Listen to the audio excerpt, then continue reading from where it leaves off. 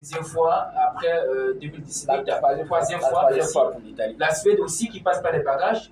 C'est pas aussi inquiétant de voir ces deux nations passer par les barrages. Inquiétant, voilà, s'ils sont passés par les barrages, ça veut dire qu'ils n'ont pas pu terminer premier de leur poule.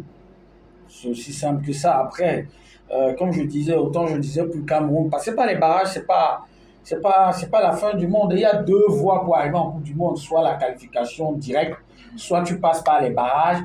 Là, il faut passer par les barrages. Et il y aura 2 matchs à jouer. Si, voilà, dans la zone Europe, il y a 4 tickets encore à prendre de ce côté-là. L'Italie, 2018, elle s'est fait peur. 2022, elle s'est toujours fait peur. Il faut dire qu'à chaque fois, l'Italie a été éliminée par la Suède en 2017 et par la Macédoine du Nord, si je ne me trompe pas, pour le mondial 2022. Entre 2018 et 2022, ils ont quand même été champions d'Europe en remportant l'Euro. Après, ils n'ont pas confirmé. L'Italie est dans une position un peu difficile pour le moment. Elle est entraînée aujourd'hui par Gennaro Gattuso. Il faut dire que après le limogeage de leur entraîneur du précédent coach Spalletti, il y a eu beaucoup de problèmes pour trouver même déjà un entraîneur. Gattuso, c'est un entraîneur par défaut, on ne va pas se mentir. Mais cette situation montre à quel point le football italien est dans un certain déclin.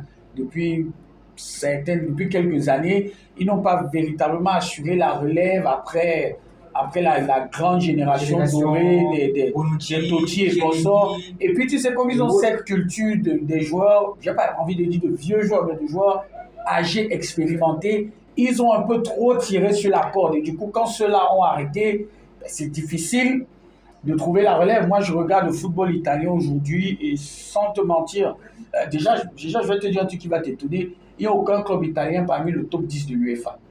Aucun club italien. Et tu regardes, il n'y a plus de grands joueurs italiens. Quand tu regardes le 11 type de l'Italie, tu n'as pas ce joueur frisson-là. On va te parler peut-être de Barilla. Mais Barilla, c'est pas une foudre de guerre. Aujourd'hui, l'Italie encore s'en remet encore à des joueurs comme El Shaarawy. Ça fait longtemps qu'ils jouent.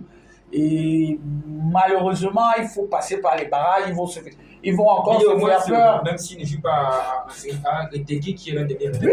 Oui, mais Retegui aujourd'hui. Attends, on est quitté des Viali, Luca Toni, Francesco Totti. Aujourd'hui, on te parle de Scamacca qui a eu du mal à s'imposer à Sassuolo, qui a eu du mal à s'imposer à West Ham, qui est revenu à, je crois, à Atalanta. Ça va, ça vient. Tu as Moïse Kean qui est à la Fiorentina. En fait, quand tu regardes les top clubs. Qui est presque Oui, mais quand tu regardes les top clubs en Italie, Juventus en pointe, c'est pas un Italien.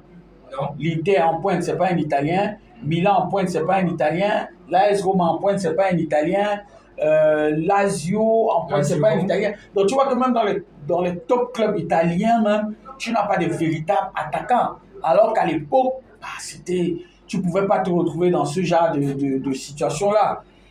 Malheureusement, voilà, l'Italie devra passer par les barrages. Il n'y a pas que l'Italie, hein. Tu as la Suède qui passe par les barrages, tu as ces équipes-là. Et pourtant, Tony Fanda, pour revenir, a quand même 2 excellents joueurs. Oui, mais ils ont 2 excellents joueurs en attaque.